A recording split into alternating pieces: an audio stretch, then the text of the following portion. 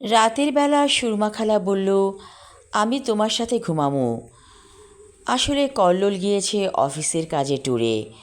রত্না বাসায় একা, এবং শাশুড়ি তো আছেই। রত্না বলল, তাহলে তো ভালোই হয়, আমি একা ঘুমাতে ভয় পেতাম। সুরমা খালা পান নিয়ে এসেছে, বলল, বৌমা পান খাইবা? অনেক রাতে সুরমা খালা ডেকে তুলল ঘুম থেকে রত্নাকে। বলল, ও বৌমা, তোমার সাথে জরুরি কথা আছে, এখন না কইলে আর বলা হইব না। রত্না বলল, কি কথা? ঠিক আছে বলুন, আমি আগে চা নিয়ে আসি। চা বানাইবা? তাইলে তো খুব ভালো হয়, আমি কিন্তু রং চা খাই বৌমা। রত্না বলল, অসুবিধা নেই, রং চা আমি তৈরি করে আনছি। 2 কাপ চা নিয়ে কিছুক্ষণ পর রত্না এলো, সাথে বিস্কিট দিল। সুরমা খালা বলল, অনেক দিন এই আনন্দটা করি না, রাতের বেলা চা খাওয়া। শোনো বৌমা, তোমার এই কিছু কথা বলতে, আমি সেই গ্রাম থেকে ঢাকায় আসছি, তোমাকে বলতেই হইব।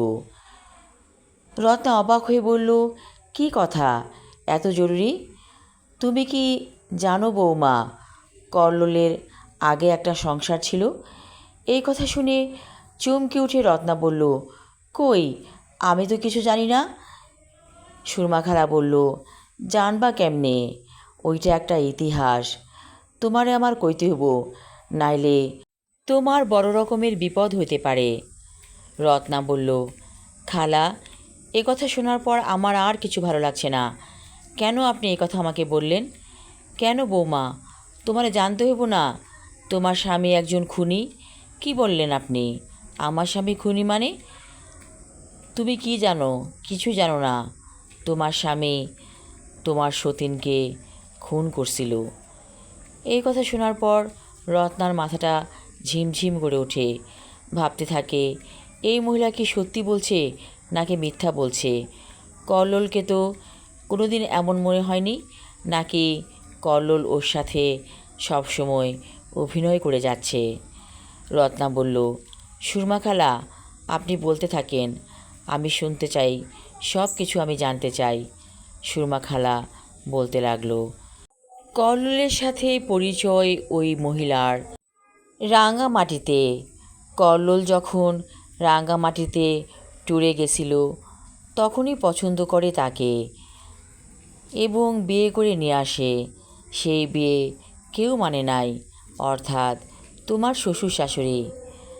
তারপর একদিন ওদের মধ্যে কথা কাটাকাটি হয়। আমি ছিলাম তখন এই বাসাতেই। পরদিন কল্লোল বলল, চলো রাঙামাটি যাই। আমি বললাম, আমিও তোমাদের সঙ্গে যাব। রাঙামাটি আমি কোনো দিন দেখি নাই। কল্লোল কেমন জানি কাচুমাচু করলো। আমি রীতিমতো জোর কইরা ওদের সাথে গেলাম। তারপর ওরা একটা হোটেল ভাড়া করলো। পাশের রুমে ছিলাম আমি। মধ্যরাতে কেন জানি আমার ঘুম ভেঙে যায়, হয়তো আল্লাহর ইচ্ছায় ঘুমটা ভাঙছিল। দেখি কল্লোল তার প্রথম বউরে কাঁধে কইরা নিয়া যাইতেছে জঙ্গলের দিকে। আমি পিছু পিছু গেলাম। তারপর কল্লোল লাশটাকে কবর দিল একটা গর্তের মধ্যে। গর্তটা আগেই ছিল। তারপর সেই গর্তের মধ্যে মাটি চাপা দিল। রত্না বলল, এত কিছু করলো, কেউ দেখলো না, শুধু আপনি দেখলেন? ও বৌমা, কি কও তুমি? কে দেখবো? এত রাতে কার কি ঠেকা লাগছে রুমের বাইরে যাওয়ার? আল্লাহ আমারে সব দেখাইছে, কিন্তু আমি কল্লোলরে কিছু কই নাই। চুপচাপ নিজের ঘরে আইসা শুয়া পড়লাম। সকালবেলা আমি কল্লোলরে কইলাম, তোর বউ কোথায়? কল্লোল কইল, কলি চইলা গেছে, আমার সাথে সংসার করব না। কোথায় গেছে আমি জানি না। ঠান্ডা মাথায় এই কথা বলল কল্লোল। আমি তো সব জানি। এই কথা আমি কল্লোলরে কোনো দিন বলি নাই। হয়তো এই কথা জানলে কল্লোল আমারই খুন করে ফেলাইতো। রত্না বলল, খালা, আপনি কি আমাকে নিয়ে যাবেন রাঙামাটিতে? আমি সেই কবরটা দেখতে চাই। কেউ জানল না এই কথা। এ কী করে সম্ভব? সুরমা খালা বলল, পৃথিবীতে অনেক কিছুই ঘটে যার কোনো কুলকিনারা পাওয়া যায় না। হয়তো কল্লোল যে খুন করছে এইটাও অজানা রইয়া গেল সবার কাছে।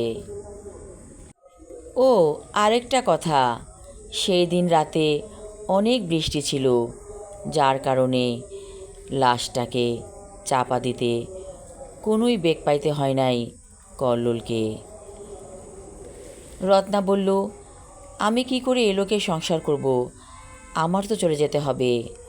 সুরমা খালা বলল, তুমি যাইবা না, ওর সাথে সংসার করো। তোমার পেটে বাচ্চা।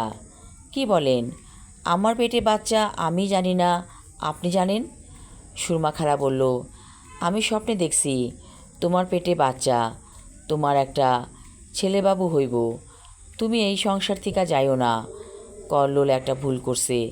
এরকম ভুল অনেক মানুষের হয়। আর সত্যি কথা কি জানো, আমিও জীবনে একটা ভুল করছিলাম। তুমি শুনলে অবাক হইয়া যাইবা। রত্না বলল, আমি কিছু শুনতে চাই না। আপনার ভুল নিয়ে আপনি থাকুন, আমি একটু শান্তি চাই। আমি আমার লেখা ছোট গল্প সেই দিন বৃষ্টি ছিল পর্ব 3 এবং শেষ পর্ব পড়লাম। আশা রাখছি ভালো লাগবে। ধন্যবাদ।